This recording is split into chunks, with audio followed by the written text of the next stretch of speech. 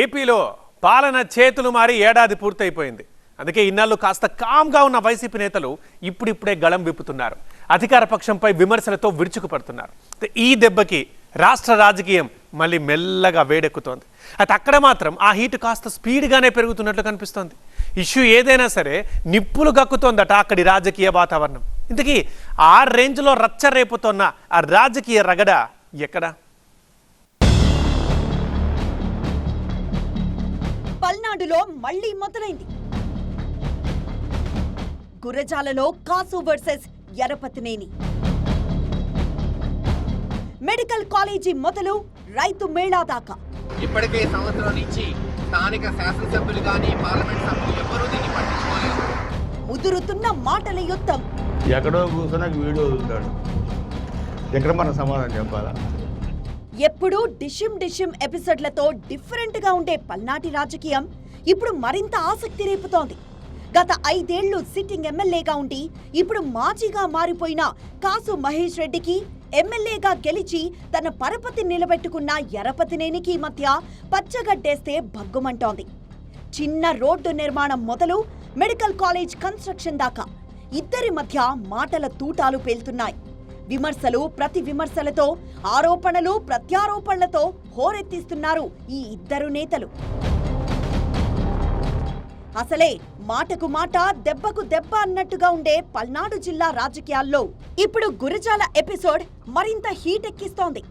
ఎన్నికల్లో ఓడిపోయాక కొన్నాళ్లు కామ్గా ఉండిపోయిన కాసు మహేష్ ఉన్నట్టుండి స్పీడు పెంచడమే ప్రస్తుత రచ్చకు కారణమవుతోంది.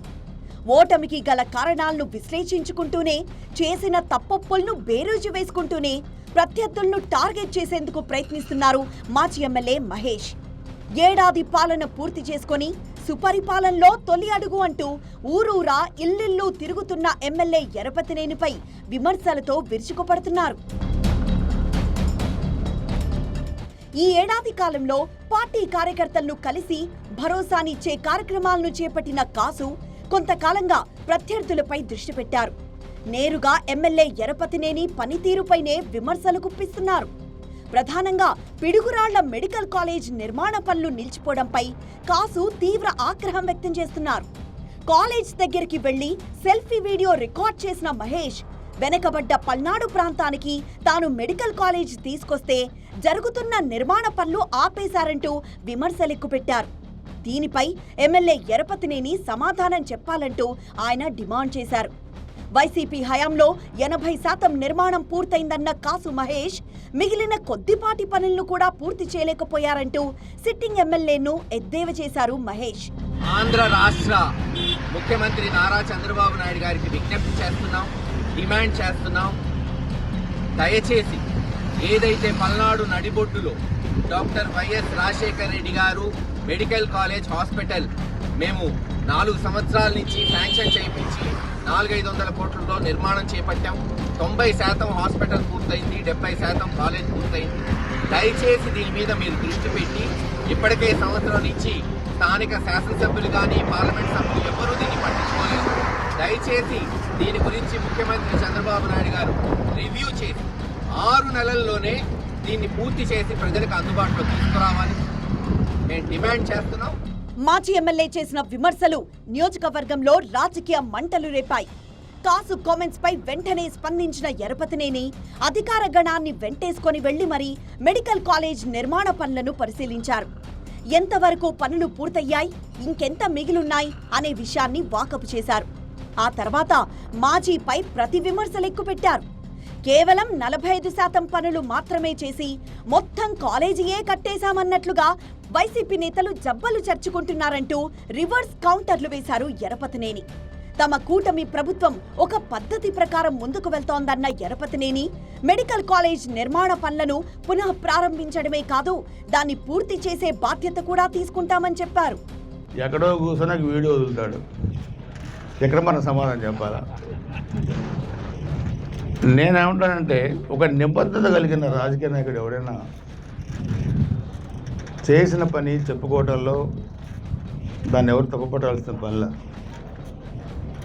మీరు 26 దాకా, మీరు ఏప్రిల్ 6, 2026 దాకా మీరు ఎలక్షన్స్ ఇచ్చే మీ గవర్నమెంట్ మీరు ఇంకా కంప్లీట్ చేయట్లేదు, మేము ఎరగదీసాం 90% చేసామంటే what is the nature of work?